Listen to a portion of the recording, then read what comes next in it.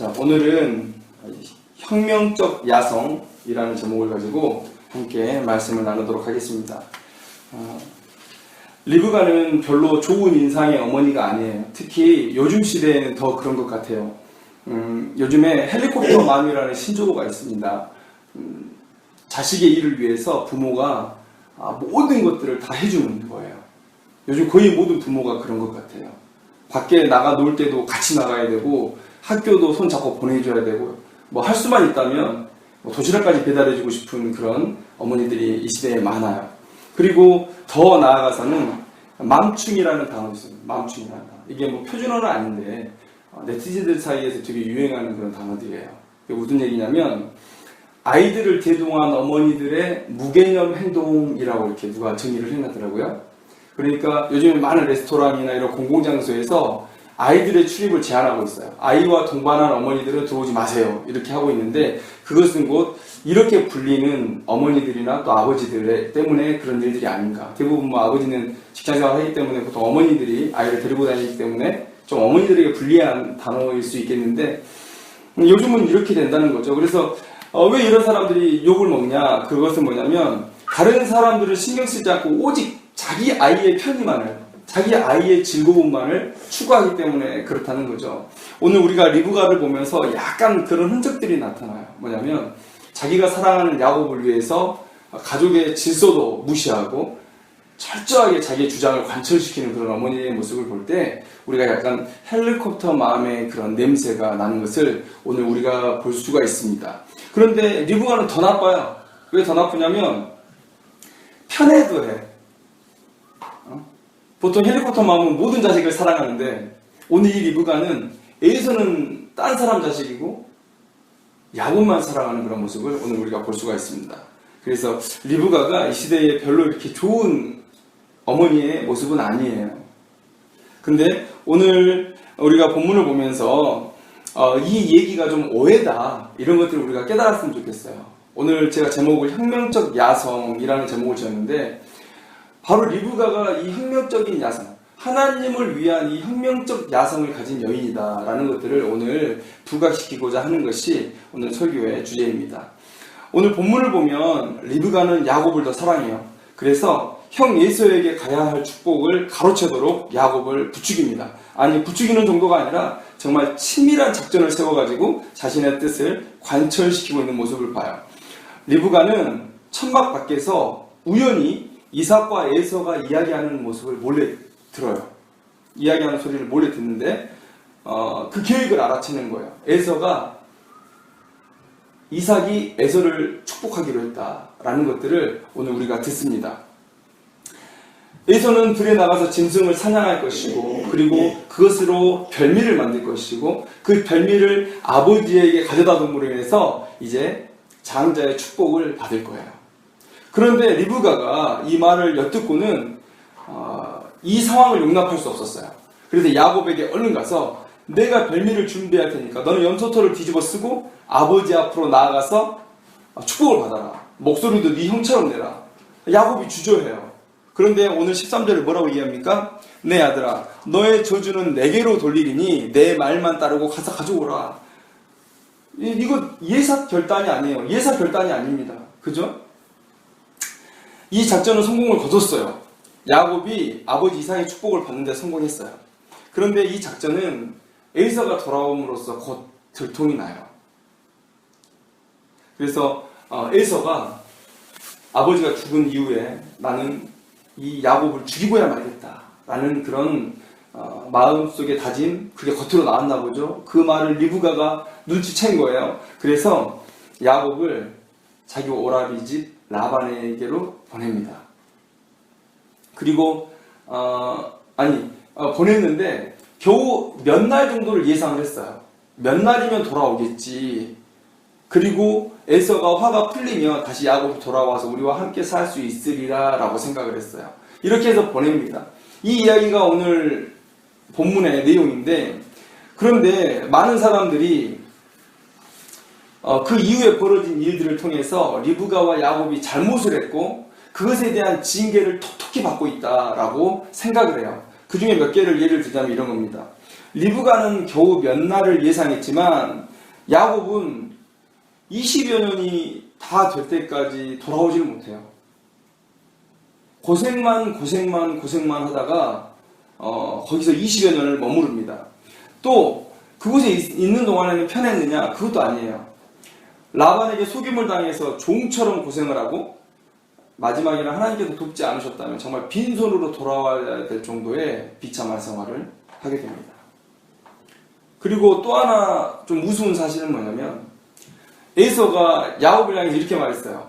자기의 다짐인데 아버지 죽을 날이 얼마 남지 않았다. 그러니 내가 곧 야곱을 죽이겠다. 이렇게 얘기를 했어요. 아버지가 죽은 이후에 내가 바로 그냥 야곱을 죽여버리겠다. 아버지가 충격받으시니까 아버지 살아생전에는 못하고. 그런데 중요한 건 야곱이 돌아올 때까지 이삭이 살아있었다는 거예요. 그러니까 에서의 그 다짐이 만약에 현실로 이루어질 수 있었다면 야곱은 그 집을 떠날 이유가 없었던 거예요. 어찌 보면 헛고생한 거예요. 그냥 그곳에서 아버지가 죽기를 기다리고 있었다면, 리브가가 에서가 야곱을 죽이기로 한 그 결단을 못 들었다면 그 집에 그냥 살면서 20여 년을 헛고생하지 않고 그냥 가족들과 함께 즐겁게 살 수 있었다는 거예요. 이런 많은 정황들을 살펴볼 때 사람들이 이렇게 생각합니다. 하나님 앞에 징계받았다. 이것은 인간적인 방법이다 라고 생각을 해요. 그런데 반은 맞고 반은 틀려요. 야곱이 하나님 앞에 징계, 곧 파이데이아의 개념, 아들 만들기의 개념으로 이 징계를 받은 건 맞아요. 그러나 리브가는 징계를 받지 않았어요. 리브가는 분명히 야곱에게 축복이 돌아가도록 행동해야만 하는 이유가 있었다는 거예요. 그 이유를 우리가 두 가지로 좀 살펴봤으면 좋겠는데, 첫째는 에서의 행동이 바르지 못했다는 점이에요. 여기서 바르지 못했다는 얘기는 단순하게 인간적인 개념에서 얘기하는 게 아니라 하나님 보시기에도 옳지 못했다는 거예요. 자, 아브라함의 후손들의 큰 사명이 있습니다. 그것은 뭐냐면 온 민족, 온 인류에게 복이 되어야 돼요. 어떤 복입니까? 하나님으로부터 오는 복, 하나님의 백성이 되는 복, 구원받는 복, 이 복을 받아야 돼요. 이 복의 통로가 바로 아브라함의 혈통에서 이어져야 됩니다. 그래서 매우 의미심장하게도 이 아브라함의 가족들은, 아브라함의 후손들은 철저하게 하나님의 사람이 되어야 돼요. 그래서 우리가 보면, 자 봅시다. 아브라함과 사라, 그리고 이삭과 리브가 철저히 하나님을 신앙하는 그 신앙 안에서 맺어진 관계예요. 자, 이제 이 복이 누구에게 흘러갈까요?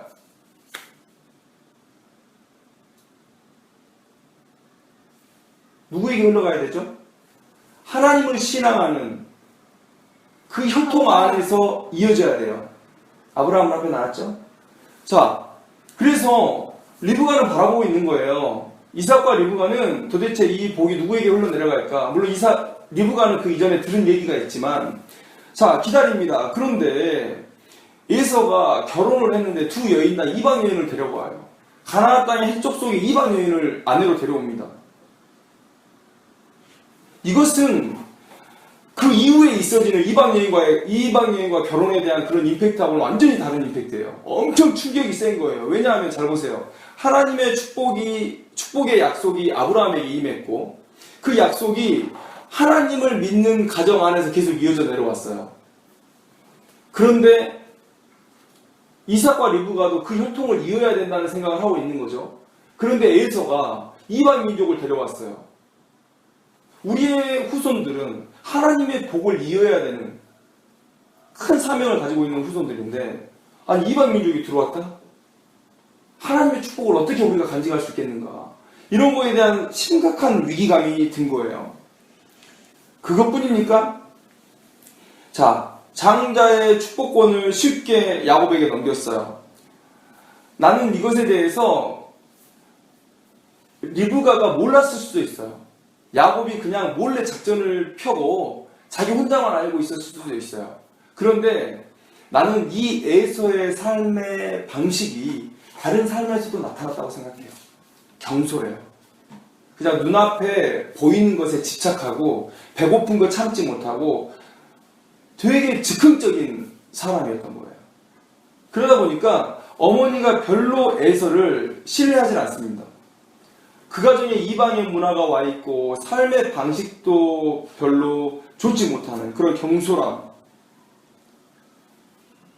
이런 상황을 지금 맞고 있는 거예요. 두 번째는 뭡니까? 리브가는 에서가 야곱을 섬겨야 된다는 얘기를 들은 사람이에요. 자, 애를 뵀는데, 쌍둥이를 뵀는데 자꾸 태중에서 싸우는 거예요. 복중에서. 그래서 기도했어요. 하나님 앞에. 하나님 앞에 기도를 했더니 하나님께서 뭐라 그러냐면, 네 뱃속에 두 민족이 있다. 그러나 큰 자가 작은 자를 섬길 거라는 거예요. 리브가는 그 사실을 알고 있었어요. 자, 이게 너무 중요한데, 하나님께서 리브가에게 얘가 태어나기 전부터 계시를 주셨다는 거예요. 그러면 리브가는 이제부터 어떻게 해야 할까요? 삶을. 에이소에게 나타나는 모습과 야곱에게 나타나는 모습들을 비교하면서 이 생각들을 자꾸만 대입하게 될 거예요. 그래서 야곱의 경솔한 모습, 그리고 이방 문화를 사랑하는 그의 모습 속에서 하나님의 뜻을 쫓기에는 부족한 모습들을 발견할 거예요. 그리고 야곱의 모습을 통해서 될 수 있으면 야곱에게 더 많은 애정을 갖게 되는 그런 모습들로 발전을 하게 될 거란 말이에요. 그런 상황을 느끼고 있는데 방금 앞에서 얘기했던 에이서의 바르지 못한 행동들을 계속 이 리브가가 봐왔어요. 이방인 막 아내로 데려오고 그 다음에 경솔하게 행동하고, 그죠? 그런 모습들을 볼 때 이 리브가는 무슨 생각을 했겠냐는 거예요. 이 아브라함으로부터 이삭으로 이어져 온 이 온 인류를 향한 하나님의 복이 이어지기 위해서는 하나님을 믿는 가정과의 결혼이 필요하구나. 그래서 하나님께서 나에게 이것을 주셨구나. 깨달은 거예요. 그래서 에서가 아니라 야곱이다. 그것을 깨달은 거예요. 그런데 이때 무슨 일이 벌어집니까? 이삭의 입을 통해서 이제 내가 죽기 전에 축복을 해야 되겠다라는 얘기가 나온 거예요. 그 얘기를 듣는 순간 리브가는 안 된다라는 생각이 들었을 거예요. 자, 지금 이삭이 눈이 좋지가 않아요. 나이가 들었어요. 자, 눈이 어둡다는 얘기는 성경에서 몇 가지 예를 통해서 영적으로 어둡다는 것을 묘사해요. 엘리 제사장이 그랬고요. 그 다음에 사울이 가르침을 받지 못했을 때, 깨닫지 못했을 때 눈이 어두워짐을 통해서 그 눈이 어두워진 것은 곧 영적으로 어둡다라는 것을 말을 해줘요. 그럼 오늘 이 이삭의 표현도 나이가 들어서 눈이 어두워졌지만 그러나 이 이후에 이삭의 행동들을 볼 때 그가 정상적이진 않구나. 과거에 그가 열심히 하나님을 섬겼던 그때의 이삭의 신앙은 아니구나. 물론 믿음은 투철했겠지만 상황을 분별할 수 있는 능력은 현저히 떨어져 있구나라는 것들을 보는 거예요. 그런데 아직 리브가는 젊어요. 사리 판단을 할 수 있어요. 그리고 하나님의 계시를 자기가 직접 받았어요. 큰 자가 작은 자를 섬기는 거예요. 이 상황을 알았을 때, 종합해 봤을 때 이삭이 하는 지금의 저것은 하나님의 뜻과 위배되는구나 라는 것을 리브가는 알았다는 거예요. 그럼 어떻게 해야 되겠어요? 그러면 어떻게 해야 되겠어요? 움직였어야 되는 거예요. 그래서 오늘 13절의 말이 이해가 되는 거예요. 도대체 이 일이 무엇이관데, 둘 다 자기 자식인데 왜 이런 저주를 무릅쓰고 야곱에게 축복이 임하게 하는가? 하나님의 저주를 어떻게 사람이 감당합니까? 감당할 수 있어요? 모세가 내 이름을 생명책에서 지우더라도 이 이스라엘 백성들을 살려달라고 기도해요. 모세가 바라는 건 하나님의 용서를 바라는 거지 내 이름에서 생명책에서 내 이름이 지워지는 걸 바라는 게 아니에요.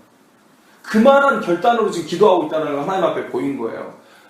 어떻게 평생 영원한 지옥불에 자기를 던질 수가 있습니까? 오늘 이 본문도 마찬가지예요. 어떻게 하나님의 저주를 내가 감당할 수 있어요? 이거는 엄청 교만한 말이에요. 그 말은 무슨 얘기죠? 저주가 안 내린다는 얘기예요. 저주가. 야곱아, 네가 이삭의 축복을 받는 것은 하나님의 뜻이니까 두려워하지 말고 넌 내 마음대로 해라는 거예요. 알겠어요? 리브가에게는 그 확신이 있는 거예요. 확신이. 이건 하나님의 뜻이구나. 자, 야곱이 라반의 집에 가서 고생해요. 그것은 징계로 봐도 무방하다고 얘기를 했어요. 왜냐하면 하나님께서는 이 이후에 모세의 온유함을 칭찬하세요. 하나님의 사람은 성품도 거룩해야 돼요. 하나님의 성품을 쫓아가야 돼요. 그래서 하나님은 화되어야 되는 거예요. 그래서 야곱처럼 인간적인 방법으로 자기의 이익을 추구하는 사람, 자, 고대 군동의 가장 기본적인 삶의 윤리는 뭐였냐면 이방에서 오는 나그네들 대접하는 거예요. 물이 없는 땅이기 때문에 그 사람에게 물 한 모금 주지 않으면 이 사람이 언제 가서 죽을지 몰라요. 그래서 이 사람에게 대접하고 식량을 줘서 보내는 것은 이 고대 근동 지방, 이 건조한 지역에 사는 사람들의 의무예요. 그런데 오늘 이 야곱의 행동은 하나님 앞에 책망받기에 부족함이 없어요. 왜냐하면 지금 혈육이에요. 형이 왔어요. 배고파서 왔어요. 남도 아닌 형이 배가 고파서 줄이고 있는데 그것을 자기의 욕심을 채우기 위한 도구로 사용한다?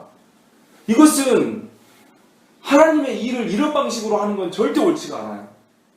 그래서 이 야곱은 이런 인간적인 방법으로 하는 일에 대해서 하나님 앞에 회개하는 시간들을 가져야 되기 때문에 그곳에서 고난당하면서 하나님의 사람이 되는, 하나님을 의지하는, 하나님을 믿고 하나님의 방법대로 일하는 방법을 배우기 위해서 그곳에서 연단을 받는 거예요.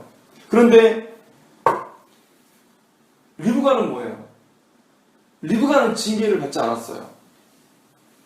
리브가는 징계받지 않았어요. 리브가에게 적용되는 얘기가 아니에요. 자, 말을 쭉 정리해 봅시다. 하나님께서는 에서와 야곱을 섬기도록 계획하셨어요. 그게 첫 번째예요. 자, 두 번째는 뭡니까? 에서는 하나님의 복을 받기에는 부족한 믿음과 성품의 사람이었다는 거예요. 셋째는 뭐예요? 야곱은 하나님의 일을 감당하기에는 매우 인간적인 사람이었다는 거예요. 이기적인 사람이었다는 거예요. 자, 네 번째는 뭐예요? 리브가는 이 모든 사실을 미리 알고 있었고 살아오면서 계속해서 그 두 아들의 행동들을 봐왔다는 거예요. 그리고 마지막으로 뭐예요? 이삭은 영안이 어두워 있다는 거예요. 이 상황, 이 다섯 가지의 상황을 종합해 보면 리브가가 어떻게 해야 돼요? 남편은, 가정에서 신앙의 리더인 남편은 영안이 어둡고 몸이 약하고 사리 분별이 안 되는 지경에 처해 있고, 그리고 하나님의 뜻은 내가 알고 있고, 그런데 야곱조차도 아직은 하나님이 쓰시기에는 부족하고, 리브가가 어떻게 해야 되죠?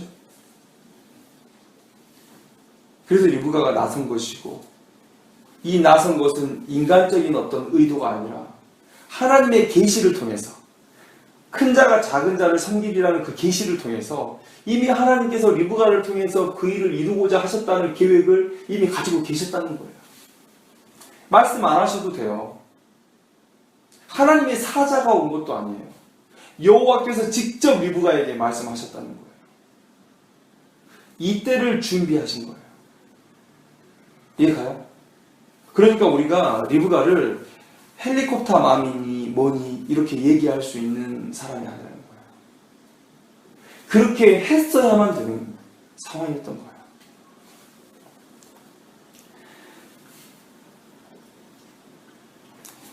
이 본문을 지지하는 몇 가지 이유가 있어요. 지지하는 몇 가지 성경 본문은 뭐냐면 이 이후에 리브가에 대한 어떠한 책망도 없어요. 성경에. 그리고 또 지금 이삭의 뜻을 거스르고 리브가가 혼자 행동을 한 것 같죠?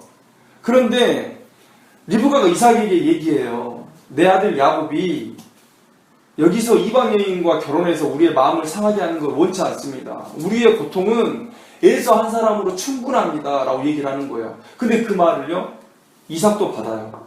그래서 이삭이 떠나는 야곱을 향해서 한 가지만 당부해요. 뭐라고 얘기합니까? 이방 여인, 가난한 이방 여인과 결혼하지 말고 라반의 집에 가서 믿음의 사람과 그 집의 딸들과 결혼하는 거예요. 그거를 얘기하고 있다는 겁니다. 오늘 우리가 적용해야 될 부분은 매우 조심스러운 부분이에요. 매우 조심스러워요. 자, 사람들은 이렇게 오해할 수도 있어요. 그러면 질서를 무시하고 자신의 뜻을 관철시키는 리브가가 옳다는 것이냐? 우리가 그렇게 살자는 것이냐? 가정의 질서요, 교회의 질서요, 이 교단의 질서 다 무시하고 각자 소견에 오른 대로 자기가 하나님의 뜻이라고 말하면 그냥 그거 관철시키기 위해서 살아가는 게 옳다는 얘기냐? 그러나 서두에 말했듯이 리브가의 이 행동은 절대 한 개인의 생각으로 이루어지지 않았다는 거 먼저 말씀을 드리고, 자, 한 가지 더 말씀드리고 싶은 것만 하면, 한국교회가 지금 좋은 게 좋은 거지 라고 얘기하면서 그렇게 태평성대를 누릴 상황이 아니라는 거예요. 한국교회는 지금 비판적인 신앙이 필요해요. 비판적인 지성이 사회를 개혁하고 새롭게 하고 진보하게 해요. 마찬가지로 비판적인 신앙은 교회를 개혁하고 새롭게 하고 진보하게 해요. 우리가 다 얘기하듯이 순종이나 겸손, 너무 아름다운 신앙의 미덕이에요. 그러나 우리가 딛고 있는 이 신앙의 미덕이 미덕되게 하기 위해서 정말 많은 비판적인 신앙을 가진 사람들이 싸웠고 희생을 한 거예요. 종교 개혁자들의 그 희생이 없었다면 우리는 지금 이 시대에 이런 겸손과 온유와 말씀 중심의 신앙을 갖지 못했다는 거예요. 어떤 사람은 지금을 태평성대라고 볼 수도 있겠어요. 야, 그러면 너 지금이 중세시대의 그 암흑의 시대란 얘기냐? 나는 그렇게 생각을 해요. 나는 그렇게 생각을 하고 이 한국교회의 변화가 필요하다, 이 세계교회의 변화가 필요하다라고 생각을 하는 거예요. 그러면 그렇게 생각을 하는 사람들에게 조심스럽게 고면합니다. 비판적인 신앙을 가져야 되는 거예요. 비판적인 신앙을 가지고 리브가와 같은 혁명적인 야성을 가지고 결단을 내려야 되고 행동을 해야 될 때가 지금이라고 저는 말하고 싶은 거예요. 그런 면에서 저는 두 가지 적용점을 말해주고 싶어요. 첫째는 하나님의 뜻을 밝히 알아야 된다는 거예요. 리브가가 이 일을 행할 수 있었던 건 뭐냐면 하나님의 뜻을 밝히 알았기 때문입니다. 큰 자가 작은 자를 섬기리라는 그 명확한 계시를 통해서 이 리브가는 자기의 삶을 또 가족의 삶을 관찰할 수 있었고 그 관찰을 통해서 점점 더 확신 안에 거할 수 있었다라는 거예요. 자, 이 세상의 최고의 정당성은 뭐죠? 바로 하나님의 뜻이죠. 그 일이 되어져야만 하고 될 수 있는 이유는 바로 그 일이 하나님의 뜻이기 때문이에요. 하나님의 말씀이라면 더 물을 것이 없는 거예요. 자, 영화를 봤어요. 보스가 있는데 어느 조직원이 와서 죽어야 됩니다 라고 다 얘기하는 거예요. 하나만 물어봐요. 그분의 뜻이냐? 네. 그럼 죽는 거예요. 자, 사극을 봐요. 초가집 같은 곳에, 누추한 곳에 갑자기 관리들이 와요. 군사들과. 어명이요! 한마디에 뛰쳐내려와서 거적대기에 딱 무릎 꿇고 앉아요. 신 누구누구는 사약을 받으시오! 그러면 왕한테 절하고 그냥 사약 마시고 죽는 거예요. 하나님의 뜻은 우리에게 이만한 임팩트가 있어야 돼요. 하나님의 뜻이면 우리가 우리의 희생을 감내하고도 그 길을 걸어갈 수 있는 이유가 되어야 되는 거예요. 나의 삶에 하나님의 뜻이 있는가? 하나님의 소명이 있는가? 그리고 나는 그 소명을 확신하는가? 라는 것을 우리가 우리 스스로에게 물어봐야 된다는 거예요. 하나님의 명령은 나의 삶에 얼마만큼의 가치가 있습니까? 그거를 물어봐야 된다는 거예요. 자, 두 번째는 이렇게 얘기하고 싶어요. 의미 있는 시간을 가져야 됩니다. 의미 있는 시간을 가져야 됩니다. 하나님의 뜻은 우리에게 계시가 되어져요. 그러나 그 계시가 그 순간에 바로 확신이 되어지지는 않는 경우가 많아요. 용기가 없어요. 두려워요. 나의 믿음이 그 일들을 감당하기에 부족해요. 그래서 하나님은 준비할 시간을 주시죠. 리브가는 어떻게 시간을 보냈죠? 큰 자가 작은 자를 섬기리라는 그 낯선 하나님의 계시가 내게 왔을 때 그거를 계속 염두에 두고 있었을 거예요. 리브가는 정말 믿음의 사람이에요.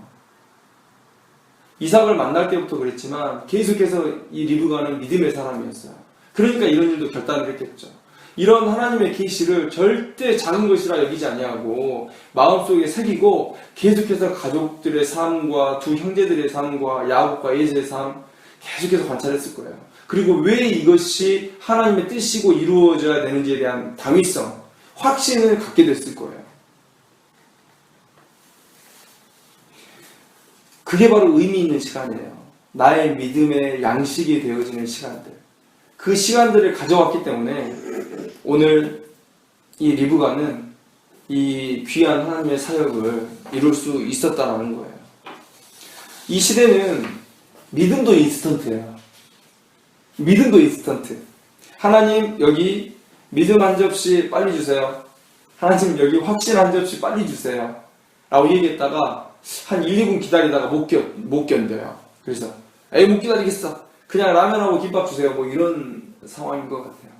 우리는 하나님의 계시가 희미하게 주어졌을 때 그것에 대한 확신을 갖기 위한 시간을 길게 갖지 못해요.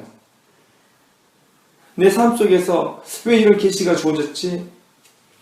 를 계속해서 염두에 두고 묵상해 보면서 하나님께서 나의 삶을 이쪽으로 인도하시는구나. 그런 과정 속에서 더 큰 확신을 가져야 되는데 우리는 그렇게 생각하기에 너무 부족한 삶을 살고 있다는 거예요. 하나님의 계시가 나하고 뭔 상관이 있어? 지금 당장 주어지는 거, 즉각적인 거 이런 것들에만 관심을 갖고 우리의 삶 속에서 정말 장독대에서 잔이 발효되는 시간처럼 이런 시간들이 우리에게 있지 않아요. 우리에게 야성이 없다. 왜 야성이 없을까요? 야성을 갖자! 라고 하는 것으로 야성이 생기지 않아요. 왜 야성이 없습니까? 확신이 없기 때문이에요. 이게 하나님의 뜻이라는 확신이 없기 때문에 그래요. 나가서 죽는 게 하나님의 뜻이에요. 그럼 나가서 죽어야 돼요. 근데 그런 확신이 없는 거예요. 나를 천국으로 인도한 하나님께서 나한테 가서 죽으라고 하면 가서 죽어야죠. 이스라엘 사람들 왜 이렇게 가서 죽는 거예요? 폭탄 들고 들어가서. 알라의 뜻이라는 거예요.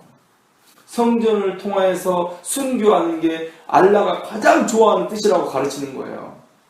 그래서 그렇게 죽으면 바로 심판도 없이 천국에 간다는 거예요.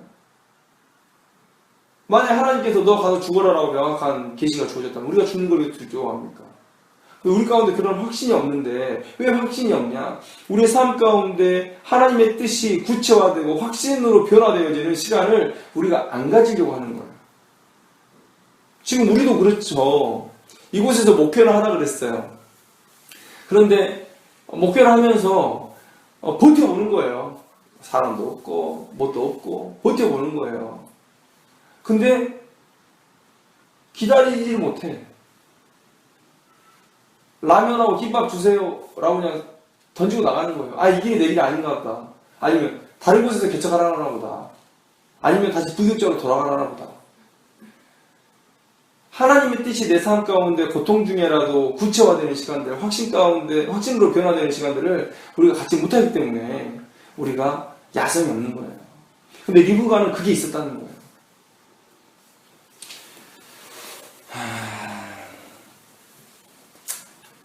이 시대는 정말로 혁명이 필요한 시대예요. 엄청난 변화가 필요한 시대예요. 이렇게 변화를 겪지 않으면 한국교회는 문 닫겠죠. 하나님을 섬기는 사람들이 없겠죠. 오늘 이 시대에 이러한 혁명을 이룰 야성을 가진 사람들이 필요하다는 거예요. 오늘 리브가를 통해서 하나님의 역사가 한 걸음 더 진보한 것처럼 하나님의 뜻에 붙들린 사람, 그리고 그 뜻을 위해서 삶을 의미 있게 보낼 우리들을 통해서 하나님의 역사가 또 한 걸음 진보하기를 주님의 이름으로 축원합니다. 기도하겠습니다.